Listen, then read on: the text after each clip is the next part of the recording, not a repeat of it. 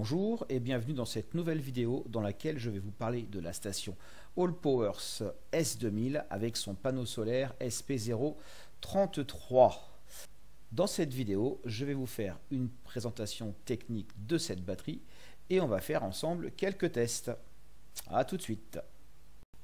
Mais avant de commencer, pense à t'abonner, à liker, à activer la cloche et partager mes vidéos.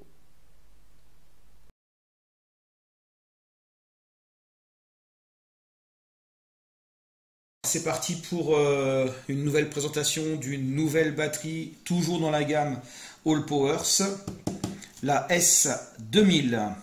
Alors, voici le contenu du carton, la fameuse station S2000 et également une petite sacoche qui contient diverses connectiques. Alors, on commence par les connectiques. Ici, on va avoir le câble XT60 pour aller se raccorder au panneau solaire. Voilà. Ça se branche ici.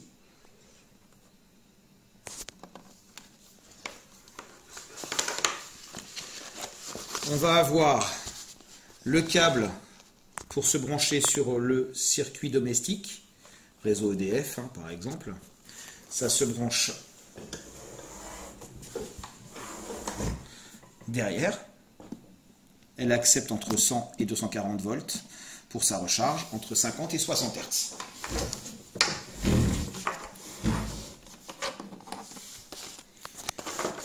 Et dans cette pochette, nous avons également la recharge pour allume-cigare. Alors autant vous dire que pour recharger en allume-cigare, cette batterie de 0 à 100%, il va falloir rouler quelques heures et beaucoup de kilomètres. Cela étant, quand on regarde le diamètre, la section du câble de ce câble de charge sur prise allume-cigare, c'est plutôt une conception qui est bien réalisée. On a une belle section. Alors maintenant, les caractéristiques techniques et physiques de cette station S2000. En longueur, on a ici 38 cm. En profondeur, on a presque 25 cm, 24,5 pour être précis. Et en hauteur, on a une hauteur de 25 cm. Sur la balance, la S2000 a une masse plutôt raisonnable de 15 kg. C'est pas une batterie lithium fer phosphate, donc c'est une batterie lithium ternaire, probablement NMC, nickel, manganèse, cobalt. Allpowers l'a définit comme ayant une durabilité de 2500 cycles à 80%. La capacité de stockage de cette petite bête est de 1500 Wh. La puissance disponible maximum est de 2000 watts sur les 4 prises AC. Alors attention, 2000 watts soit sur une seule ou 2000 watts répartis sur les 4. Ça ne sera pas 2000 watts sur toutes. Avec une crête de 4000 watts. Alors à mon avis, la crête, il faut vraiment qu'elle soit très très courte. Allpowers nous dit que si on fait de la bicharge, c'est-à-dire la charge secteur plus la charge solaire, cette batterie peut être rechargée en un peu plus d'une heure et demie. L'entrée solaire, ici, est une entrée solaire pour panneaux solaires maxi jusqu'à 500 watts. Alors des panneaux solaires qui vont travailler sur une plage de 12 volts à 70 volts et 18 ampères maximum. Qu'est-ce qu'on retrouve sur cette batterie? Évidemment, on retrouve les 4 prises type européen. Voilà. Ensuite, on retrouve au niveau des sorties, ici une prise 13 volts, 10 ampères. On peut donc sortir jusqu'à 130 watts. On va retrouver des ports USB ici, donc des USB Quick Charge 3.0 qui peuvent sortir de 15 à 24 watts. Et là, on a de l'USB-C qui peut sortir jusqu'à 100 watts. On retrouve également 3 boutons poussoirs et un écran. Donc là, le bouton Power, c'est un appui long pour faire démarrer la machine. Un écran relativement simple. On a ici un bar graphe qui nous indique l'état de la batterie. Là, la durée d'utilisation quand on a des éléments qui sont branchés dessus. Bon, 999 heures, pourquoi? Parce qu'en fait, il n'y a rien de branché dessus pour le moment. Là, on a aussi le 100% qui nous indique l'état de charge de notre batterie. On a le bouton AC pour activer les prises AC qui sont ici. C'est un appui long à faire dessus pour activer les sorties. On entend évidemment tout le système de ventilation qui se met en route et le convertisseur. Voilà, ça s'est arrêté. On voit là la petite icône AC qui s'est allumée, donc pour courant alternatif. En sortie, en out, nous avons 0 watts puisque rien n'est connecté dessus. Et la batterie nous délivre un signal pur sinus puisqu'on est en 50 Hz, c'est exactement comme le réseau EDF. Pour clore, il nous reste le bouton DC. Ce bouton DC, c'est juste un appui court pour l'allumer. Et on voit les petits logos, les petites icônes qui apparaissent. Donc les USB-A qui sont mis en route, les USB-C qui sont mis en service et la prise type allume-cigare qui est mise en service également. Donc DC pour l'éteindre, c'est un appui court. Pour l'allumer, c'est un appui court. On observe sur le DC qu'il y a aussi le petit logo de connectivité, le Bluetooth. Un appui long sur cette touche va activer, voilà, le Bluetooth, le signal Bluetooth. Donc on peut piloter cette machine avec l'application. L'application smartphone, disponible aussi bien sur iOS que sur Android. La prise AC, c'est un appui long pour mettre en service les prises courant alternatif. Évidemment, c'est encore un appui long pour éteindre.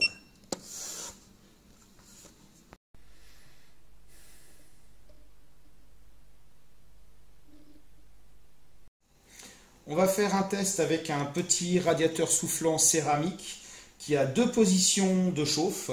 Une position aux environs de 800 watts et une autre position aux environs de 1300-1400 watts.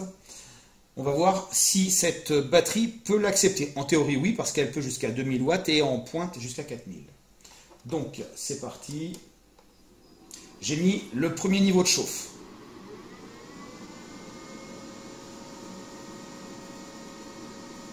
Alors, là, on est... Voilà, on va baisser. C'était la pointe. Normalement, on est aux alentours de 800 watts. Voilà, 860 watts. Ça, il n'y a pas de problème, ça l'accepte. Alors, vous entendez évidemment que la ventilation de la batterie se met en route. Hein, elle est relativement bruyante. Je passe maintenant sur le deuxième niveau de puissance. Et on devrait être aux environs de 1300-1400 watts.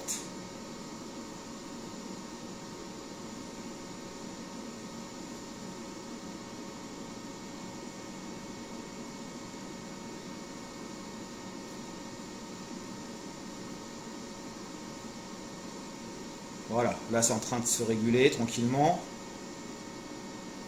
Voilà. Bon, test concluant avec ce radiateur soufflant.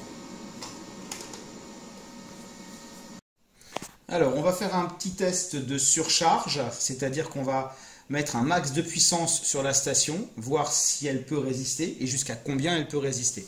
On va donc y connecter ici une raclette et en plus on va y ajouter ici le petit chauffage céramique. Alors la raclette est prévue pour à peu près 1000 watts. Voilà, c'est parti. Donc on monte en puissance, on est aux environs de 1000 watts. Maintenant je vais y connecter mon radiateur céramique que je vais positionner seulement sur la première position de chauffe.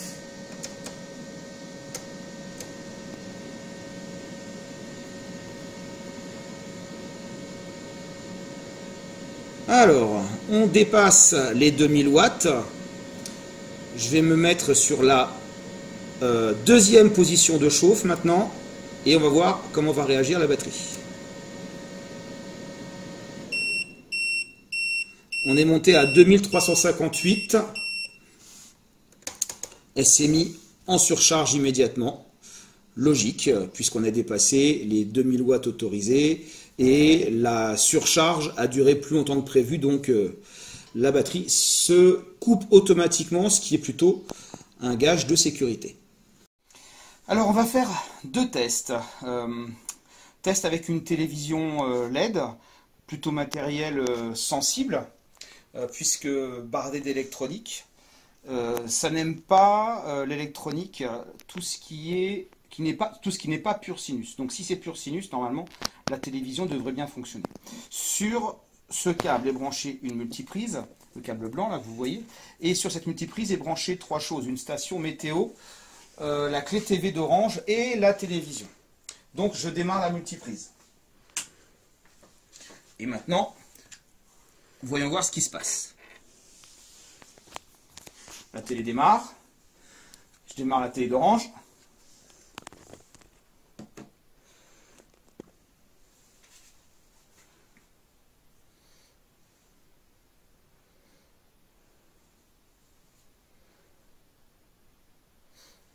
Donc pour l'instant, en termes de puissance, nous sommes à 90 watts parce que l'écran n'est pas totalement allumé, mais dès que l'écran sera complètement allumé, je pense qu'on sera aux alentours de 150 watts.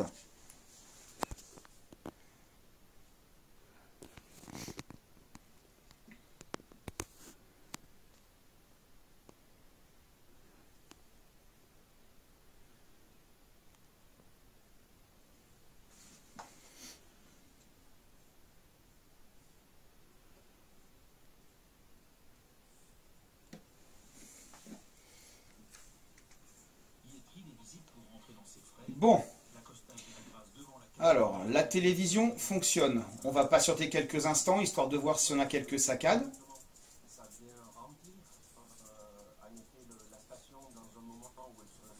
Il y a quelques saccades, donc on ne peut pas réellement dire que notre batterie S2000 est une batterie pure sinus. En tout cas, la télévision a l'air de fonctionner un petit peu. Le second test que l'on va faire, voilà, je vais connecter la charge secteur sur la batterie.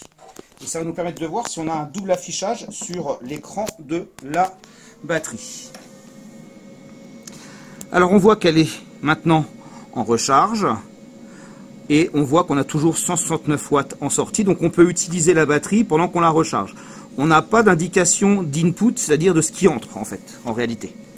Et le test que je voulais faire, c'était simuler une panne de courant pour observer si cette batterie est UPS. Donc pour simuler la panne de courant, la meilleure solution que j'ai trouvée, c'est débrancher le câble secteur qui est derrière. Donc on va tout de suite observer la télé si on a un petit souci au moment du débranchement de l'alimentation EDF. Attention, 3, 2, 1, je coupe.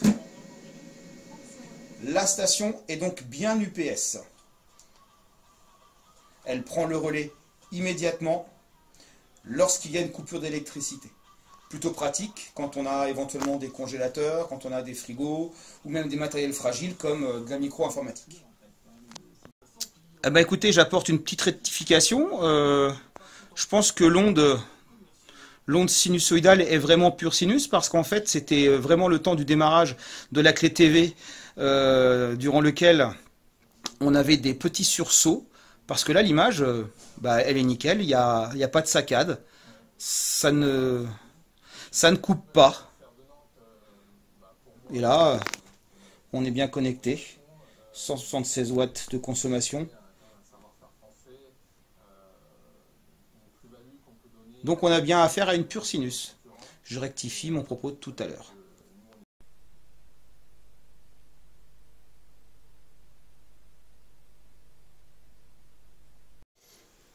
On fait une petite présentation rapide du panneau solaire de chez Allpowers SP033.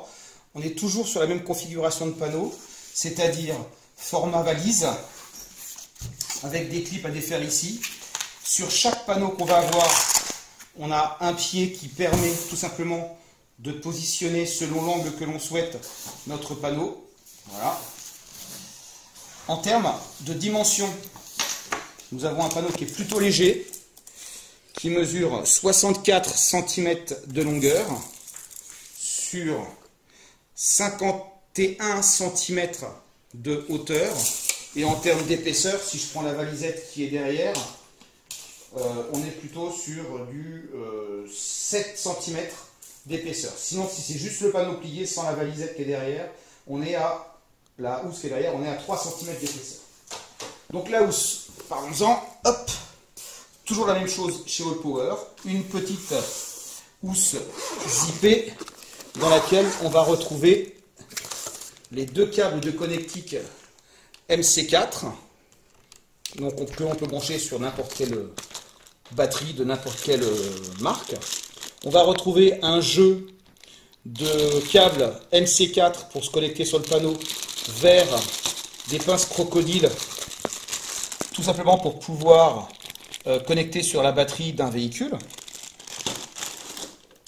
On va retrouver un cordon Anderson vers du MC4. Donc là, c'est pour recharger une batterie qui a une connectique de type Anderson. Là, on va retrouver des MC4 vers une prise DC5525 pour pouvoir connecter directement le panneau solaire à un ordinateur portable. Et si toutefois on n'est pas sur cette bonne connectique là au niveau de notre ordinateur portable, eh bien on va pouvoir dessus, sur cette connectique 5525, adapter tous ces adaptateurs pour pouvoir y connecter notre ordinateur portable par la suite. Hop, voilà, tout ça, on range. Alors All Power nous indique toujours avec des petits pictogrammes ce qu'il faut faire. Le panneau solaire toujours face au soleil, bien évidemment. Jamais le dos au soleil, ça paraît logique. Même si son indice de protection est raisonnable et permet de laisser le panneau solaire sous une faible pluie, il recommande malgré tout de ne pas le faire. Si je l'ouvre, il suffit juste de déclipper ceci et de déplier. Donc on est sur un 200 watts, ce qui veut dire qu'on va avoir au total 4 panneaux de 50 watts chacun. Plutôt de bonne facture, qui marche plutôt bien, parce qu'on a fait un test tout à l'heure, vous verrez dans la suite de la vidéo, on monte à 179 watts sur un soleil plutôt pas top du mois de mars. Donc 179 watts pour un panneau de 200 watts au mois de mars, c'est très très bien. Et pour le replier, on le replie comme un portefeuille et on clipse comme la fermeture d'un sac d'écolier, tout simplement.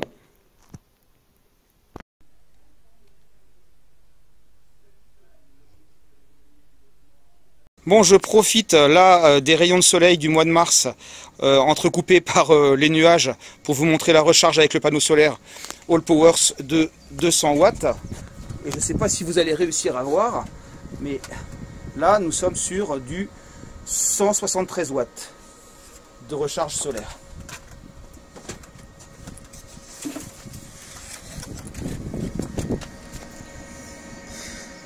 Ah, là on baisse à nouveau. Alors on est dépendant évidemment des rayons du soleil. Hein.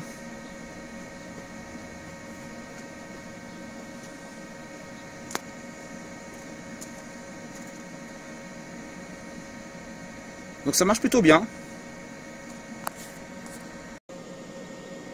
On est au mois de mars, panneau de 200 watts de chez All Powers.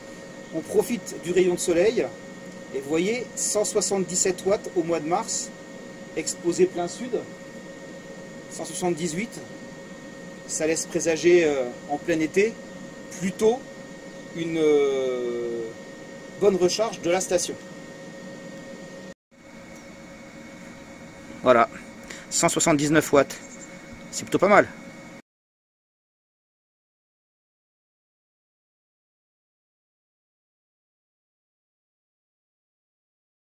On va donc faire un test de charge secteur. All Powers n'indique pas dans ses documents à quelle puissance on recharge via la prise domestique à la maison.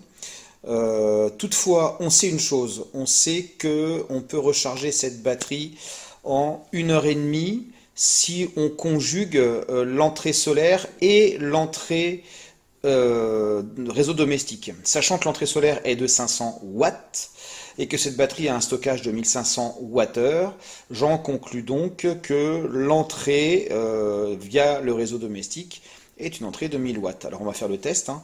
J'ai installé ici un petit wattmètre on va pouvoir voir exactement ce qu'il en est. Donc la batterie est à 73%. Derrière, j'ai connecté son câble de recharge que je viens brancher ici.